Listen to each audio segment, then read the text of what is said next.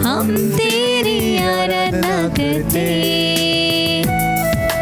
हम तेरी आराधना करते। यीशु यीशु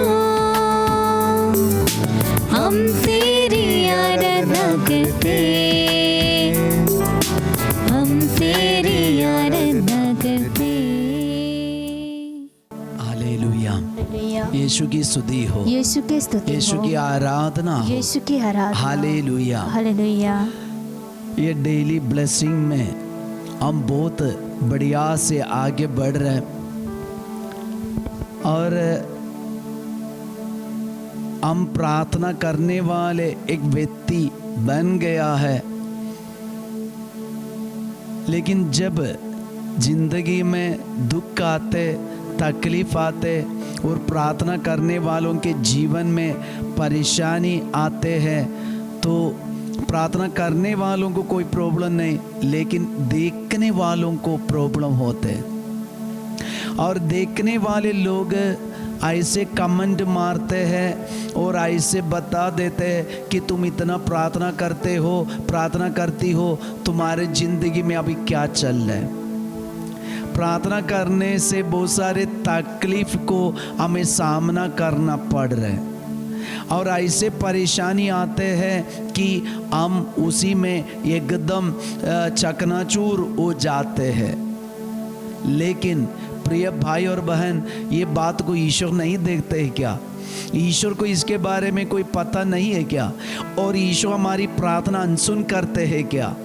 आज हम देखेंगे कि प्रार्थना करने वाले के इंसान के जीवन में तकलीफ आते, परेशानी आते तो हम हताश हो के पीछे हटना है और मजबूत होकर ईश्वर से जुड़े रहना चाहिए। तो ईश्वर का वचन आज हमें बताते हैं कि बाइबल में ऐसे एक व्यक्ति है जो इतना प्रार्थना करते थे, सुबह उठकर और दिन में और रात में भी वे प्रार्थना करने वाला एक व्यक्ति था। ऐसे एक पापा था, उनके जीवन में, उनके परिवार में ऐसे तकलीफ आया। ये तकलीफ के साथ चलते उनका दोस्त लोग और उनके परिवार वाले, उनके जीवन साथी भी उन्हें त्याग देते, छोड़ देते और उनके ऊपर दोष लगाते, अलग अलग दोष लगाते। लेकिन तब भी ये व्यक्ति, ये इंसान, ये भक्त ईश्वर से जुड़े रहते और अपने मुंह के, अपनी जीभ से एक शब्द भी उनके विरुद्ध नहीं बोलते। Hallelujah, hallelujah. यीशु की स्तुति हो। हम देखते हैं अय्यूब का ग्रंथ अध्याय 1 वचन संख्या 1 से 5 तक। वहाँ अय्यूब अपने परिवार के लिए, बच्चों के लिए प्रार्थना करते हैं और ये निरंतर प्रार्थना करने वाले, हमेशा प्रार्थना करने वाले ये पापा, ये व्यक्ति के जीवन में क्या तकलीफ आते हैं। अध्याय 1 वचन संख्या 13 में हम पढ़ते हैं, अय्यूब के पुत्र पुत्रियां किसी दिन अपने बड़े भाई के यहाँ खा पी रहे थे कि एक संदेशवाहक ने आकर अय्यूब से कहा,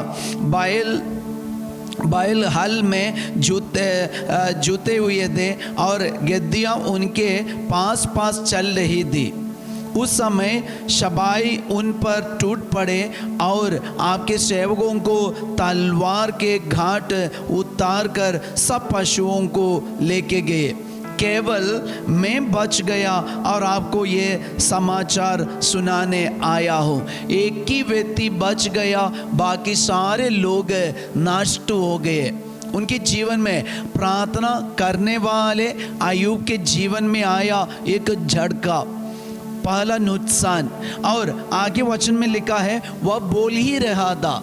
तो जो व्यक्ति बच गया था वही बोल ही रहा था कि कोई दूसरा आकर कहने लगा, ईश्वर की आग आकाश से गिर गई ईश्वर की आग देखना, एक व्यक्ति बोल के खत्म नहीं हुआ, उसी वक्त दूसरे एक व्यक्ति आकर बोल रहे कि ईश्वर का आग ऊपर से गिर गई और उसने भेड़ों और चरवाहों को जलाकर भस्म कर दिया। केवल मैं ही बच गया और आपको ये समाचार सुनाने आया हूँ। तो ये व्यक्ति, अभी दूसरे व्यक्ति बोल रहे कि मैं ही बच गया हूँ ये बोलने के लिए, बाकी सब कुछ खत्म हो गया। तो देखना प्रिय भाई, दिन रात प्रार्थना करने वाले अय्यूब के जीवन में आया तकलीफ, परेशानी और ऐसे नुकसान, ऐसे एक अभिशाप उनके जीवन में आए। और आगे वर्ष 17 में वह बोल ही रहा था कि एक और अंदर आया और कहने लगा, कल्देई 3 दल बनाकर ऊंटों पर टूट पड़े और आपके नौकरों को तलवार के घाट उतार कर पशुओं को ले गए। केवल मैं बच गया और आपको ये समाचार सुनाने आया हूँ। ऐसे वसंग 18 में और 19 में भी ये बात हम देख सकते। तो ये 13 से लेकर 19 तक केवल मैं ही बच गया, केवल मैं ही बच गया, केवल मैं ही बच गया कि आपके जीवन में, परिवार में, आपके पशुधनों पर पूरा नुकसान है, सब कुछ खत्म हो गया, नष्ट हो गया। तो प्रार्थना करने वाले एक व्यक्ति के जीवन में इतना परेशानी आए, दुख आए, संकट आए, विपत्ति आई, तो उनके जीवन में अंत में हम देखते हैं अय्यूब के शरीर में भी रोग बीमारी आए। और ये बीमारी को देखकर उसके धर्म पत्नी, उनके जीवन साथी ने उनको क्या कहा, ये प्रार्थना करने वाले, ये धर्मी व्यक्ति अय्यूब को देखकर उसकी पत्नी का कहना है, उसकी पत्नी ने उससे कहा, अध्याय 2 वचन संख्या 9 वहाँ लिखा है, उसकी पत्नी ने उससे कहा, क्या तुम अब तक अपने को निर्दोष मानते हो? क्या तुम अब तक अपने को निर्दोष मानते हो? ये सवाल हमारे जीवन में भी होता है। प्रार्थना करने वाले एक धार्मिक व्यक्ति के जीवन में जब परेशानी आते हैं तो कई लोगों का एक कमेंट यही है, देखो बड़ा प्रार्थना करने वाले वो, ये उसके जीवन में अभी क्या हो रहा है, अभी पता चला ना तुमको कि वो नाटक करती है, वो नाटक करता है, वो दिखावट के लिए प्रार्थना करते, उनके जीवन में इतना तकलीफ आए, परेशानी आए। हालेलुया, यीशु की स्तुति हो, यीशु की आराधना हो। कमेंट मारने वाले बहुत है, शायद अपने घर वाले ही कमेंट मारेंगे, अपने जीवन साथी ही कमेंट मारेंगे, अपने बच्चे लोग ही हमें दोष लगाएंगे। लेकिन ध्यान रखना प्रिय भाई और बहन, आप प्रार्थना करने वाले एक व्यक्ति है, आपके जीवन में लोग किसी भी प्रकार का कमेंट मारने दे, लेकिन ईश्वर के मन में आपके लिए एक योजना है, ईश्वर के मन में आपके लिए एक प्लान है। ईश्वर आपको कभी नहीं छोड़ते, कभी नहीं देखते। क्या तुम अब तक अपने को निर्दोष मानते हो? ईश्वर की निंदा करो और मर जाओ। तुम क्या के लिए प्रार्थना करना?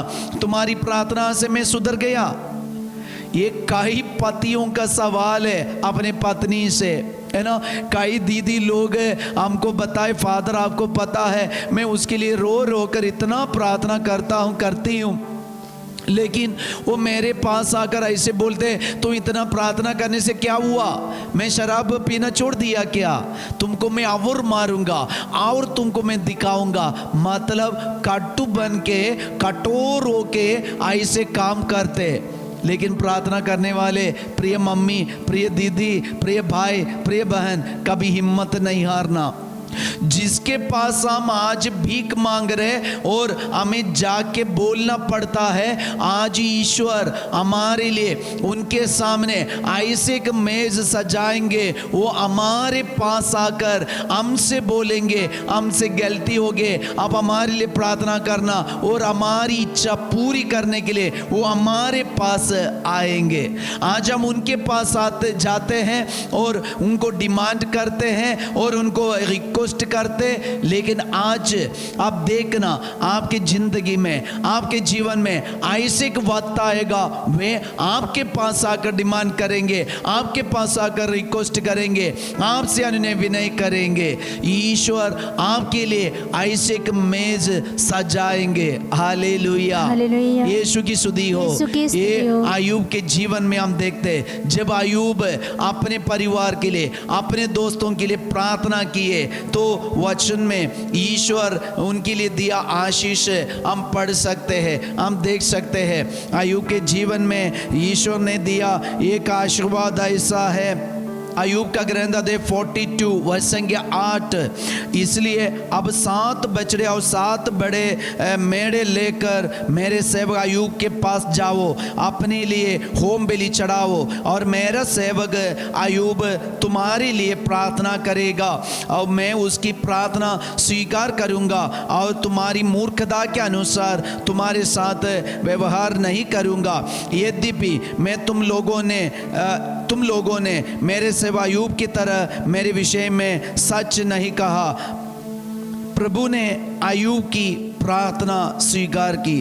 तो वचन में हम लोग पढ़ते हैं, मैं उसकी प्रार्थना स्वीकार करूंगा और तुम्हारी मूर्खता के अनुसार तुम्हारे साथ व्यवहार नहीं करूंगा। और जैसे अय्यूब के बारे में वचन में लिखा है, प्रभु ने अय्यूब की प्रार्थना स्वीकार की। प्रभु ने अय्यूब की प्रार्थना स्वीकार की। तो इतना तकलीफ के बीच में भी अय्यूब ईश्वर से जुड़े रहे, ईश्वर के संपर्क में रहे, ईश्वर से सवाल उठाए, और वे दोनों बातें करते रहे। अंत में अब देखते हैं कि अपने दोस्तों के लिए दोस्त लोग अभी अय्यूब के पास आना पड़ा। जो दोस्त लोग अय्यूब को छोड़कर भाग गए थे, वे अभी चढ़ावा लेकर अय्यूब के पास आकर कह रहे, हमारे लिए प्रार्थना करना। प्रिय भाई और बहन, चिंता मत कीजिए ना, अब यीशु से बातें करते रहिए, अपने दुख में, संकट में यीशु से जुड़े रहिए, प्रार्थना करते रहिए। यीशु आपको आशीष देंगे, आपके परिवार में, आपके जीवन में यीशु आशीर्वाद प्रदान करेंगे। Hallelujah, hallelujah. यीशु की स्तुति हो, यीशु की आराधना हो। यीशु की आराधना इसलिए हो। हमारे प्रार्थना में जो तकलीफ, परेशानी हमें झेलना पड़ रहा है, पीछे नहीं हटना, आगे आगे यीशु हमें आशीर्वाद देंगे। हम यीशु से जुड़े रहे। आइए हम प्रभु का आशीर्वाद ग्रहण करें, प्रार्थना में लगे रहे, प्रार्थना से कभी पीछे ना हटे, भले हमें तकलीफ परेशानी झेलना पड़े। हम प्रभु का आशीर्वाद ग्रहण करेंगे। हम एक पल अपने दुख परेशानी में रहकर हमारे परिवार को यीशु के चरणों पर रखे हम यीशु की स्तुति आराधना करें। हालेलुया, हालेलुया, यीशु की स्तुति आराधना। प्रभु यीशु हमारे परिवार में, घर में जो तकलीफ है, परेशानी है, मुसीबत है, प्रभु अपने ऊपर ले लीजिए। प्रभु हमारे साथ रहिए, हमसे जुड़े रहने के लिए, प्रभु आपसे जुड़े रहने के लिए हमें कृपा दीजिए। Hallelujah, hallelujah, hallelujah, hallelujah. हम प्रभु का आशीर्वाद ग्रहण करें।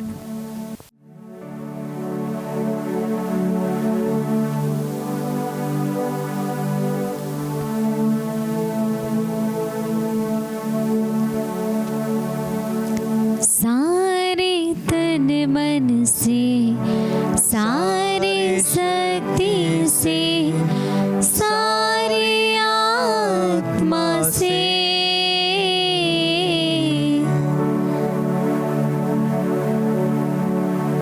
प्रार्थना में लगे रहिए, यीशु से जुड़े रहिए। यीशु आपको आशीष देंगे, यीशु आपको देखते हैं। सबको जय Yeshu. Have a nice day.